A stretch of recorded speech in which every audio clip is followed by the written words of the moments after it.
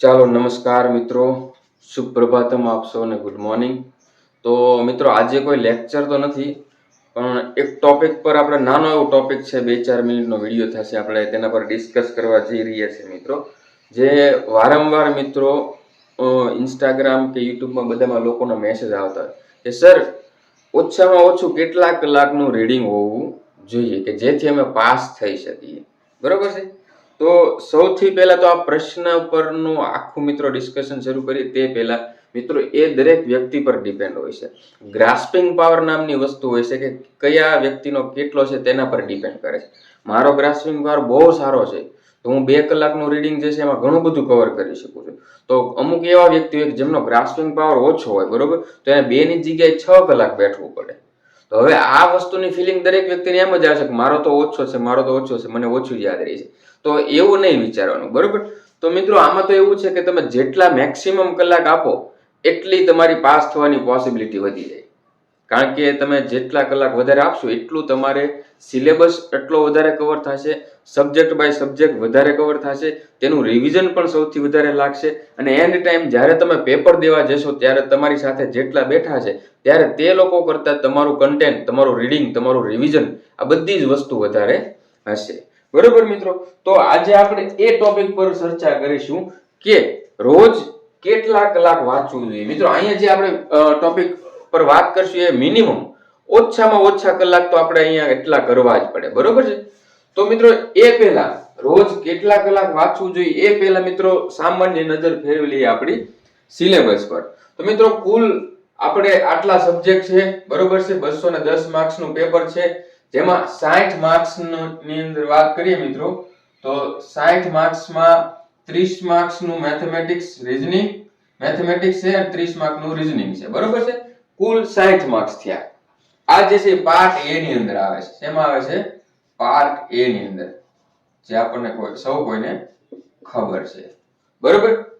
ત્યારબાદ part B ની અંદર 120 અને 30 કુલ થઈને 150 માર્કનું કન્ટેન્ટ આવે છે. જેમાં બંધારણ જે છે તે 10 માર્કનું છે, કરંટ અફેર છે જે છે તે પણ 10 માર્કનું છે, ઇંગ્લિશ કોમ્પ્રિહેન્સિવ 5 માર્કનું, ગુજરાતી કોમ્પ્રિહેન્સિવ 5 માર્કનું છે. બાકીની 120 માર્ક્સની અંદર એક આખો સબ્જેક્ટ છે, બરોબર છે મિત્રો. સિલેબસ ઓફિશિયલ પબ્લિશ થયો પછી આપણા બધા પેરામીટર બદલી ગયા, બરોબર. જે રીતના આપણે જૂની એક્ઝામો લઈને જે આપણે પ્રિપેરેશન સ્ટાર્ટ કરી હતી એનાથી એકદમ વિખૂટું પડી ગયું. કારણ કે જીપીએસસી ક્લાસ 1-2 વાળા પણ મેથેમેટિક્સ ને રીઝનિંગ ક્યારે ઇંગ્લિશમાં નથી આપતા, સમજાય છે. કોઈ સ્પેસિફિક હોય, બરોબર, સ્પેસિફિક ફિલ્ડની એક્ઝામ હોય તોય ગુજરાતીમાં જ આપતા. આ ફર્સ્ટ ટાઈમ થયું. તમે જુઓ ગુજરાતની અંદર મિત્રો એ માટે ઇંગ્લિશની અંદર મેથેમેટિક્સ ને રીઝનિંગ ને ગુજરાતના પબ્લિકેશન કોઈ છે જ નહીં કે જેમણે ઇંગ્લિશની અંદર પોતાનું પબ્લિકેશન જે છે માર્કેટમાં મૂક્યું હોય. નીરજ ભરવાડ સર છે, બરોબર, તો એનું તમને મેથેમેટિક્સ અને રીઝનિંગ ની બુક બહુ મસ્ત મળી રહેશે, પણ ઇંગ્લિશમાં નહીં મળે. કેમ? કારણ કે ઇંગ્લિશમાં ક્યારે આવતું જ નતું. આ બધું નવા પ્રયોગો છે, બરોબર છે. ચાલો કાંઈ વાંધો નહીં, પણ પ્રયોગો ભલે રહ્યા, આપણે આપણી રીતે આપણા 100% આપશું, બરોબર છે. આપણે આપણી રીતે મહેનત કરેલી છે તો ભગવાન આપણને આપી દેશે. ચાલો મિત્રો, તો મિત્રો કુલ ઓછામાં ઓછું કેટલા કલાક વાંચવું જોઈએ? તો મારો એ આંકડો છે 3 કલાક, ઓછામાં ઓછું છે.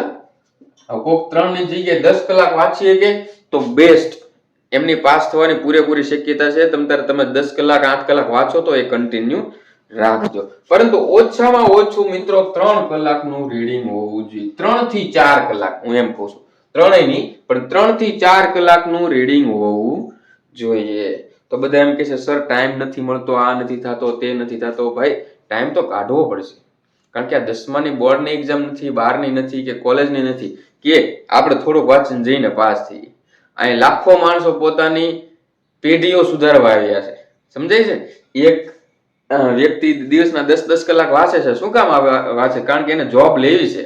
જોબ લે એટલે આગળના 30 વર્ષનું ભવિષ્ય, ફ્યુચર જે છે એને સિક્યોર કરવું છે, એટલા માટે દોડે છે, બરોબર. તમે દિવસના 3 કલાક નથી કાઢી શકતા, 3 કલાક પણ નથી કાઢી શકતા, તો એ મિત્રો તમે તમારા ભવિષ્ય સાથે છેડા કરો છો એ રીતનું હું કહી શકું તમને. જો તમે ખરેખર આ એક્ઝામની પ્રિપેરેશન કરો છો તો તમારે મેક્સિમમ રીડિંગ આપવું જોઈએ. હવે જાજો સમય આપણી પાસે નથી, બરોબર છે મિત્રો. હવે આ 3 કલાક જે છે મિત્રો, જો કોઈ જોબ કરતું હોય ને મિત્રો તોય 5 કલાક આપી શકે. હું માનું છું ત્યાં સુધી સવારમાં 2 કલાક આપો મિત્રો, સાંજે 3 કલાક આપો, 5 કલાક તો તમે આરામથી આપી શકો. છતાં પણ ઓછામાં ઓછું 3 થી 4 કલાકનું મિત્રો રીડિંગ રાખો તો એની અંદર મિત્રો આપણે આટલી વસ્તુ કવર કરવાની છે. સમજાય છે મિત્રો? હવે એમાંથી આ 3 કલાકમાંથી મિત્રો 2 કલાક જે છે, બરોબર, 3 માંથી 2 કલાક મિત્રો સ્પેસિફિક સબ્જેક્ટને આપવી પડે તમારે. એનું કારણ કહું હું તમને, જોજો. જો મેથેમેટિક્સ, રીઝનિંગ તમે ભણી ચૂક્યા છો, જ્યારથી એક્ઝામની જાહેરાત થઈ મિત્રો ત્યારથી તમે કરતા આવ્યા છો, બરોબર. મારું નહીં તો બીજા કોઈનું નહીં તો ત્રીજા કોઈનું કોઈ રેફરન્સ બુકમાંથી કરતા આવ્યા છો, એ કરતા આવ્યા છો. એટલે એ બધી વસ્તુ તમે ભલે ગુજરાતીમાં તો ગુજરાતીમાં પણ કરીને બેઠા છો, બરોબર. બંધારણ થઈ ગયું, કરંટ અફેર્સ તો ડેઈલી વાંચવાનું છે. ઇંગ્લિશ ને ગુજરાતી 5-5 માર્કનું છે, એને તમે થોડી વાર સાઈડમાં રહેવા દો, બરોબર. તો 120 માર્કનું છે જે તમે રિસેન્ટલી થોડા સમય પહેલા જ શરૂ કર્યું છે અને એનો સિલેબસ લેન્ધી છે મિત્રો, બરોબર છે. તમે મિત્રો તમારી 3 કલાકમાંથી 2 કલાક જે છે 120 માર્કના સ્પેસિફિક સબ્જેક્ટને આપો અને 1 કલાક જે છે મિત્રો તમારા ઇતર સબ્જેક્ટને, અન્ય વિષયોને આપો. હવે કઈ રીતે સર આ બધું તમે કહી તો દીધું પણ કઈ સમજાતું નથી. ચાલો હું એમ કહું કે સ્પેસિફિક સબ્જેક્ટ તમે બાયોલોજી લ્યો, બરોબર. બાયોલોજી ની અંદર તમે લેબોરેટરી ટેકનિશિયન તો લ્યો, તો લેબોરેટરી ટેકનિશિયન ની અંદર કુલ 10 યુનિટ આપેલા છે તમને. કેટલા? 10 યુનિટ આપેલા છે. હું એમ માનું છું 2 કલાકની અંદર 1 યુનિટ તો તમે આરામથી કરી લ્યો. 2 કલાકની અંદર 1 યુનિટ કરી લ્યો, અથવા તો એકમાં થોડું બાકી રહી જાય, અડધું યુનિટ કરો તોય શું છે, અડધું યુનિટ કરો ને મિત્રો તોય તે તમે 10 દિવસની અંદર સિલેબસ પૂરો કરી લ્યો. તો રોજ મિત્રો 2 કલાક તમે સ્પેસિફિક સબ્જેક્ટને આપો, જેની અંદર તમે જો શરૂઆત કરેલી છે તો એ શરૂઆત જે છે આગળ ચાલતા જાઓ. ટોપિક બાય ટોપિક 10 ટોપિક છે કવર કરી લો. પછી લેબ આસિસ્ટન્ટના 10-20 ટોપિક છે એ પણ કવર કરી લો. સાયન્ટિફિક આસિસ્ટન્ટના છે એ પણ કવર કરી લો, બરોબર છે મિત્રો. હું માનું છું ત્યાં સુધી 20 દિવસથી મહિના દિવસની અંદર તમારે હોલ સ્પેસિફિક સબ્જેક્ટ મહિના દિવસની અંદર જો તમે ડેઈલી 2 કલાક આપો, આ ઓછામાં ઓછો સમય છે, તમે વધારે આપો તોય ના નહીં, બરોબર. 2 કલાક ડેઈલી તમે આપો છો સ્પેસિફિક સબ્જેક્ટને મિત્રો મહિના દિવસ સુધી, તો આરામથી તમે બધો સ્પેસિફિક સબ્જેક્ટના જેટલા પણ ટોપિક છે એ કવર કરી લેશો. હવે તો સર આની વસ્તુ કેમ કરવાની? અહીંયા તમે મિત્રો 1 કલાક આપો છો, બરોબર. 1 કલાકની અંદર 30 માર્કની અંદર 4 સબ્જેક્ટ છે અને 60 માર્ક્સની અંદર 1 સબ્જેક્ટ છે. તો આ 60 માર્કનું તમે ઓલરેડી કરીને બેઠા છો મિત્રો, તો એમાંથી હું એમ કહું કે 2 ચેપ્ટર રિવિઝન મારવાનું છે. ટકાવારી, નફો ખોટ દાખલા તરીકે તમે રિવિઝન મારતા હો, બરોબર, જે ઓલરેડી કરી લીધેલું છે. તો એની માટે તમારે કલાક ના જોવે કઈ, 30 મિનિટની અંદર આરામથી કરી લ્યો. કેટલા? 30 મિનિટની અંદર તમે 2 ચેપ્ટર કરી લ્યો. તો બાકીની 30 મિનિટની અંદર એક બંધારણનું ચેપ્ટર લઈ લો અને કરંટ અફેર્સ વીકલી તમારે વાંચવાનું છે, બરોબર. સ્ટડી આઈક્યુ નું આપણે કરીએ છીએ તો એક વીકે એક પીડીએફ આવે જે 40-50 પેજની હોય, બરોબર. તો બાકીનો સમય જે છે આમાં તમે કરંટ અફેર્સ ની અંદર મિત્રો 5-10 મિનિટ આપો, બરોબર. બાકીના 5-10 મિનિટ મિત્રો આપણે ઇંગ્લિશ ગુજરાતી જો કોમ્પ્રિહેન્સિવ હોય તો હું તમને સ્ટાર્ટ કરાવી, બરોબર, પણ એમાં પણ આપો. તો મિત્રો 1 કલાક તમે આટલા સબ્જેક્ટને આપો ને 2 કલાક માત્ર આ એક સબ્જેક્ટને આપો. એટલીસ્ટ આ ઓછામાં ઓછી 3 કલાક જે છે એ તમારે જરૂરી છે. સમજાય છે મિત્રો? હવે તમે એકવાર માત્ર કલ્પના કરો મિત્રો, કોઈ એવો વિદ્યાર્થી છે, મહેનતુ વિદ્યાર્થી છે, એ સવારે વહેલો જાગે છે, બરોબર, 5 વાગે જાગે છે, 5 થી 6, 6 થી 7, 7 થી 8, 3 કલાકનું રીડિંગ સવારે કરે છે. કેટલા? 3 કલાકનું રીડિંગ સવારે કરે છે. પછી જોબ પર જાય છે, બરોબર, અથવા તો કોઈ પણ જગ્યાએ જાય છે, ભણવા જતો હોય, આ છે એમએસસી કરે છે, પીએચડી કરે, 3 કલાકનું સવારનું રીડિંગ પૂરું કરે મિત્રો. પછી ચાલુ જોબે મિત્રો 1 કલાક રીડિંગ કરી લેશે. કામ હોય ના હોય એટલે એ રીતે લઈને 1 કલાક જશે એ કવર કરી લે છે. સમજાય છે મિત્રો? પછી જ્યારે 5 વાગે 6 વાગે છૂટે એટલે આવીને થોડા ટાઈમ ફ્રી થાય, સાંજે જમી કાઢીને ફરીથી બેઠે એટલે 8 થી 9, 9 થી 10 ને 10 થી 11, 3 કલાક મિત્રો બીજી કરી લેશે. એટલે આ કેટલા? 3 ને 3 6 ને 7 કલાકનું રીડિંગ થયું. હવે મિત્રો જે લોકો 3 કલાકમાં આ બધું કવર કરી શકતા હોય તો એ 7 કલાક વાળો વિદ્યાર્થી કેટલું કવર કરશે, કેટલું રિવિઝન મારશે, તમે એકવાર વિચારો મિત્રો, બરોબર. તો આ વસ્તુ એવી જ છે, એક પેજ કોઈ પણ બુક્સ લ્યો, બરોબર, એનું એક પેજ તમે રિવિઝન મારો છો, એ કોઈ વ્યક્તિ એ પેજ કેટલી વાર રિવિઝન માર્યું એના પર એનું નોલેજ નક્કી થઈ જાય. સમજાય છે મિત્રો? એક્ઝામ દેવા ગયા છો, એક ક્લાસમાં 30 જણા બેઠા છે, ઓલા ખૂણામાં બેઠેલો વિદ્યાર્થી જે છે એ માત્ર 2 વાર આખો સિલેબસ કરીને આવ્યો, અને અહીંયા જે પહેલી બેચે બેઠેલો વિદ્યાર્થી જે છે એનો માત્ર જીવનમાં ટાર્ગેટ જ આ હતો કે આ મારે એક્ઝામ પાસ કરવી, એને 30 વાર સિલેબસ રિવિઝન માર્યો છે. શું કઈ ઈ બેનો કે માર્કમાં કઈ તફાવત હશે જ નહીં? હશે મિત્રો. જેમણે મહેનત કરી છે એને માર્ક્સ આવવાના જ છે, બરોબર છે? તો 3 કલાક મિશન 3 અવર્સ આ તમે હવે અત્યારથી તમે સેટ કરી લ્યો. 3 કલાકનું મિશન જે છે ડેઈલી તમારે આપવાનું છે, આ તમારે ફોલો કરવાનું છે. ત્યારે મિત્રો સ્પેસિફિક સબ્જેક્ટ ની અંદર તમારે થોડી સ્પીડ રાખવી જોઈશે. જો ઇંગ્લિશ કોમ્પ્રેહેન્સિવ, ગુજરાતી કોમ્પ્રેહેન્સિવ નાના નાના સબ્જેક્ટ છે એ કરતા કાંઈ નહીં વાર લાગે. છેલ્લે 1 વીક બેઠશું ને તો પણ થઈ જશે.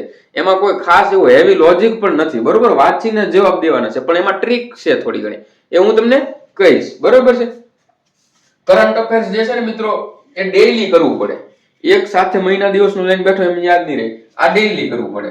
આટલા સબ્જેક્ટ તો મિત્રો આપણે મોસ્ટલી કરી લીધા છે. જેટલા ટોપિક્સ બાકી છે એટલા જલ્દી કવર કરી લઈશું. અને આની અંદર પણ હું અમુક વસ્તુ કરાવું છું. દાખલા તરીકે મેં ગ્લાયકોલિસિસ નો વિડિયો મૂક્યો છે, ક્રેબ સાયકલ, ટીસીએન સાયકલ નો મૂક્યો છે, બરોબર છે? ફર્મેન્ટેશન નો મૂક્યો છે, સ્ટરીલાઇઝેશન નો મૂક્યો છે. તો હવે મારો લેક્ચર જો તમે જોબ કરતા જોવો ને મિત્રો તો ચાલુ મૂકી દો, કાનમાં હેન્ડસ્ફ્રી લગાવી લ્યો, બરોબર? એરફોન લગાવી લ્યો એટલે જોઈ લેવાનો.